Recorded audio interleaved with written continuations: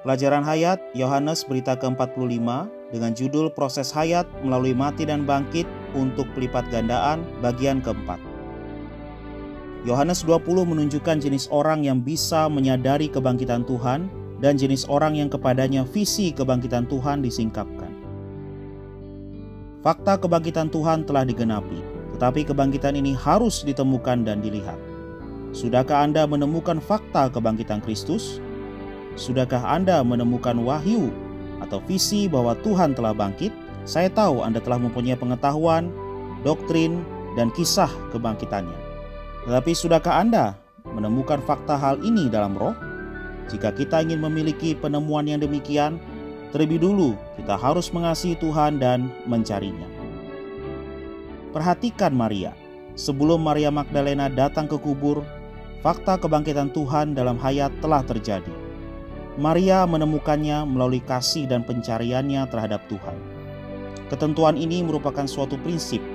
Penemuan rohani, wahyu rohani, visi rohani, tergantung pada berapa banyaknya penuntutan Anda terhadap Tuhan. Jika Anda tidak mencarinya, sulitlah bagi Anda memperoleh sesuatu dari Tuhan. Maria Magdalena tidak mempunyai pengetahuan. Jika ditinjau secara manusiawi, datang ke kubur merupakan suatu hal yang bodoh, apalagi datang pada pagi-pagi buta. Akan tetapi, justru dialah orang pertama yang menemukan fakta kebangkitan Tuhan. Saudara-saudari, boleh jadi Anda sangat mengasihi Tuhan dan yang pertama kali nampak fakta atas kebangkitannya. Tetapi seperti Maria, Anda masih memerlukan saudara-saudari lain untuk menolong Anda. Maria segera lari mendapatkan dua saudara terkemuka, Petrus dan Yohanes, serta memberitahu mereka atas penemuan ini. Petrus dan Yohanes berlari ke kubur untuk melihat apa yang telah ditemukan Maria. Ketika kedua saudara itu nampak kain kafan dan kain peluh tergulung rapi di dalam kubur, mereka sadar bahwa Tuhan telah bangkit dari kematian. Meskipun mereka nampak akan fakta ini, menyadarinya, mempercayainya secara objektif, mereka tidak mengalaminya secara subjektif. Setelah puas dengan fakta objektif, mereka meninggalkan kubur. Akan tetapi, Maria, saudari itu tetap tinggal, karena ia masih ingin menunggu, melihat, dan mengharapkan. Terhadap tuntutan tambahannya ini, ia memperoleh pengalaman atas kebangkitan Tuhan. Karena Tuhan menyatakan diri kepadanya, ia bukan saja menerima fakta, tetapi juga pengalaman. Ia merupakan orang pertama yang mengalami kebangkitan Tuhan. Di sini kita melihat suatu gambaran yang memperlihatkan gambaran dua pihak atas diri Tuhan, fakta dan pengalaman. Petrus dan Yohanes menyadari dan percaya akan fakta yang sebenarnya, tetapi tidak mempunyai pengalaman atas kebangkitan Tuhan. Maria memiliki kedua-duanya, fakta dan pengalaman. Pertama-tama Maria nampak wahyu atas fakta, tetapi ia masih belum merasa puas dengan fakta belaka. Ia maju lebih jauh dan menerima pengalaman kebangkitan Tuhan. Jika kita ingin melihat lebih banyak tentang Tuhan, kita harus mempunyai persekutuan yang lebih banyak dengan Dia. Maria melihat Tuhan merupakan munajat pagi yang terbaik.